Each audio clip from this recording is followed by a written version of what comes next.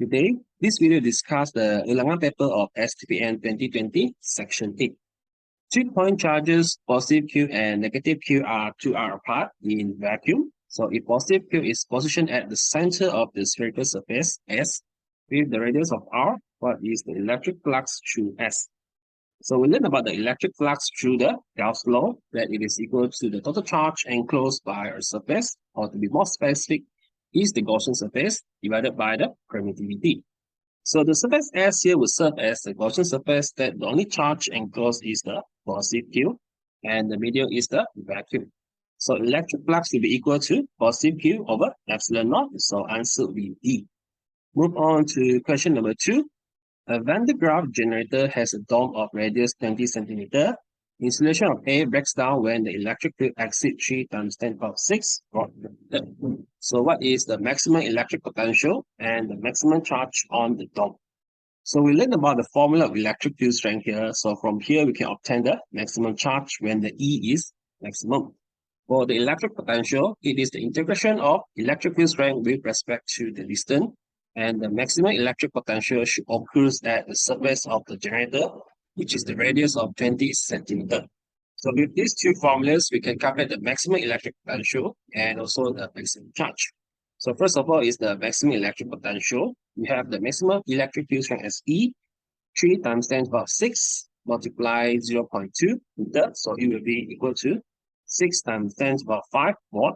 And for the maximum charge, what we do is just apply the electric field strength, 3 times 10 to the power 6 multiply 4 pi epsilon naught r squared. So the answer is 1.3 times 10 to the power negative 5 coulomb. So answer is B. Move on to question number 3. We have 5 identical capacitors are connected to a battery as shown in the circuit diagram. If the capacitance of each capacitor is 20 microfarad, what is the effective capacitance between X and Y? So we have learned how to calculate the effective capacitance in series or in the parallel. So if we have 2 identical capacitors in series, effective capacitance is half of the capacitance. And if we have 2 identical capacitors in parallel, so it will be 2 times the capacitance. So we look at the diagram. So we have 2 capacitors in series, that 20 and 20 will give us half of 20, which is 10 microfarad. And this also applies the same to the circuit below. And then when you have 2 10 microfarad in parallel, which give us 2 times of 10, which is 20 microfarad. So in the end, we have both 20 microfarad in series. So this gives us only half of 20, which is 10 microfarad. So the final answer is A. So we proceed to question number 4. When the capacitor of capacitance 20 microfarad is charged by a battery 12 volt through a resistor, the initial current is 6 microampere. So which graph represents the variation of the potential difference across the capacitor with time? So we have learned how to derive the voltage across the capacitor during the charging process, which is this expression. So from here, we need to identify the time constant. And you notice it is given that the initial current is 6 microampere. So initially, there is no voltage across the capacitor. So the voltage across the resistor is 12 volt, and we have the current. So we just apply the voltage divided by the current, will be the resistance of the resistor in the circuit, which is equal to 2 times 10 to the power 6 ohm. And then we're going to multiply the capacitance, 20 microfarad, and that will give us the time constant, which is equal to 40 seconds. So from here, I think we could confirm that the answer will be A, because at 40 seconds, the charge of the voltage should be about 63.6% of the maximum voltage. And we could verify about this, that we can put in the time as 28 into the equations. Then we have the V naught 12 volt, multiply the E to the power of negative 28 divided by 40. And you should obtain about 6 volt, which is correct. We proceed to question number 5. The difference of physical quantities between electrical conduction and thermal conduction in the metal are given in the table below. So which physical quantities represent X and Y? So if you study carefully, so the one on the third row is electrical charges and something in the thermal conduction. And the last row is something about the electrical conduction and the rate of heat flow. So if we want to compare between the electrical conduction and the thermal conduction, so what I can say is something like X is about the heat and Y is the rate of the charge flow, which is the current. So answer would be C. And then we move on to question 6. Heating coil with a power rating of 2 ampere, 500 watt is used in the house. If the resistivity of the coil is 1 times 10 to the power negative 6 ohm meter and its diameter is 0.4 millimeter. So what is the length of the coil? So we have the power and the current, and we have the formula of power equal to I square R, where the resistance is given as rho L over A. So all the values are given here, so we can use this formula to obtain the length of the coil. So first of all, we have the power 500 watt, multiply the area of the coil, which is given as diameter 0.4 millimeter. So we apply this, the area of a circle. So pi r squared, 0.4 millimeter square divided by 4. Okay, this is a diameter. And then what we do is divide by the square of the current, divide by 2 square, divide by the resistivity of the coil, 1 times 10 to the power 6, negative 6. And in the end, the length of the coil is 15.7 meter. So answer is A. Now we proceed to question 7. Which statement is true for internal resistance of a cell in a closed circuit? So we have the equations of the terminal potential equal to negative IR plus E. So let's review each of the answer. The greater the internal resistance, the smaller the EMF is incorrect. Okay, so EMF should be constant all the time, no matter what is the internal resistance. Internal resistance of a cell is the ratio of the EMF to the current. So I have re-expressed the internal resistance that it should be the ratio of the difference between the EMF and the terminal potential to the current. So the greater the internal resistance, the smaller the terminal potential difference. So you can see that if you have bigger internal resistance, so you have a more and more voltage drop. So terminal potential difference is smaller is correct. So D is also wrong, okay, same as answer B. So answer is C. Move on to question 8. Resistor of 5 ohm and another resistor R are connected in a Wheatstone bridge. So the length of the slide wire is 100 centimeter, okay, for PQ. When the switch is closed, balance length of PX is 45 centimeter. What is the resistance of R? So maybe this is a little bit different with what we have learned about the Wheatstone bridge, but it is still okay that because we know the length of the wire is proportional to the resistance. So instead of using the resistance here, we would use the length, ratio of the length of the wire to do the comparison to obtain the value of the R. So the length of the PX should be proportional to the R here, and the length of the XU should be proportional to the 5 ohm resistor. And from here, we have these equations. So now we can calculate the resistance of R as the ratio of LPX 45 centimeter divided by, so this should be the 55 centimeter multiply 5 ohm, and the answer would be 4.09 ohm. Answer is B. Continue to question number 9.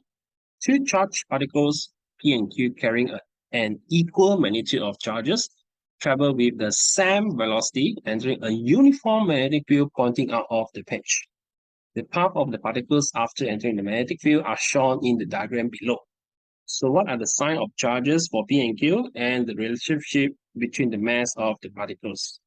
So we have learned the magnetic force on the charge is also the centripetal force. And from these equations, we can obtain the relationship between the mass and also the radius of the path as m is directly proportional to the radius. And we know that the mass of a proton is much larger than the mass of an electron.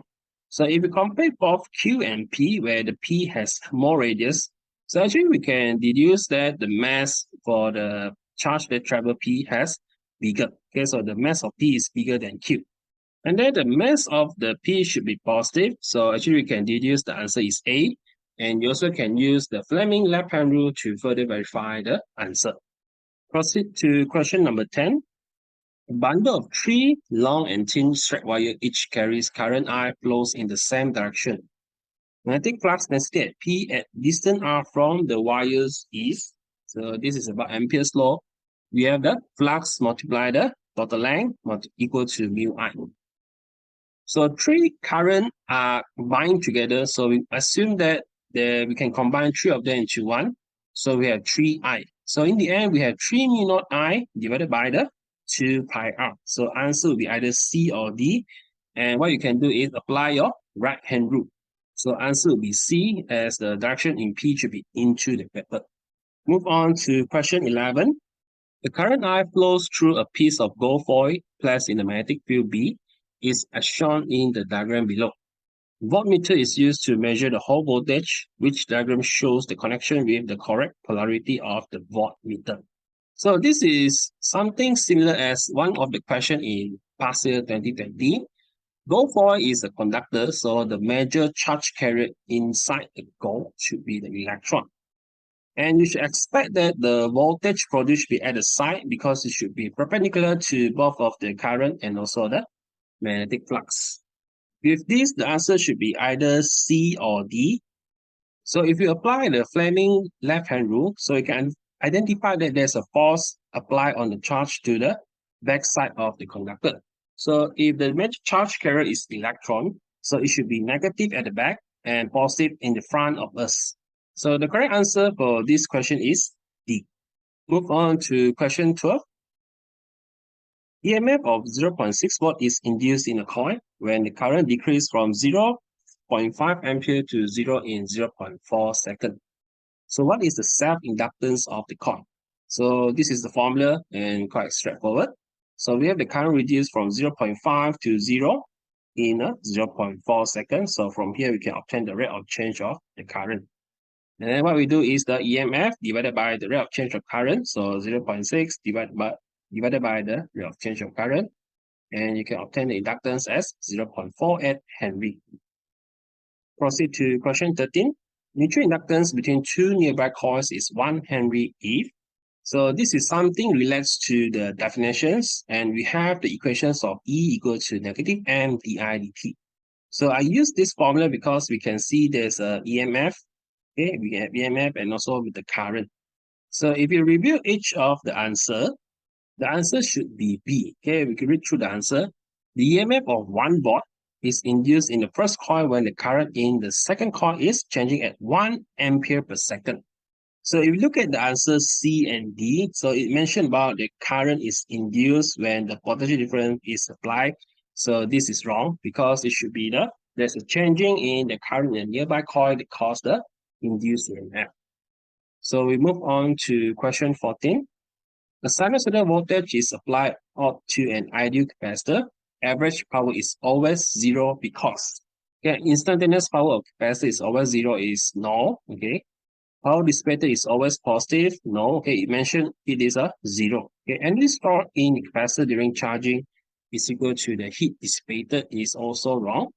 So energy stored in the capacitor during charging is equal to the energy returned to the supplier during discharging. So answer will be D.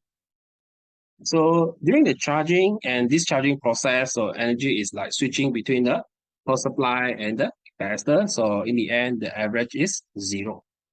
Move on to question 15. Phasor diagram shows the correct relationship between the voltage, current, when the capacitor is connected across a sinusoidal AC supply. So this is about the capacitor, and you should be sure that the voltage across the capacitor is lagging behind the current. So reviewing each of the answers, so A and B is certainly wrong. So we can see that answer C should be the correct one because the voltage is lagging behind the current. So answer D should be referred as to the case of the inductor. So that's all for the discussion of this paper. So if you still have any questions, you can leave it in the comment section, or you can pause your question inside the Telegram group. So that's all for today, and thank you for watching.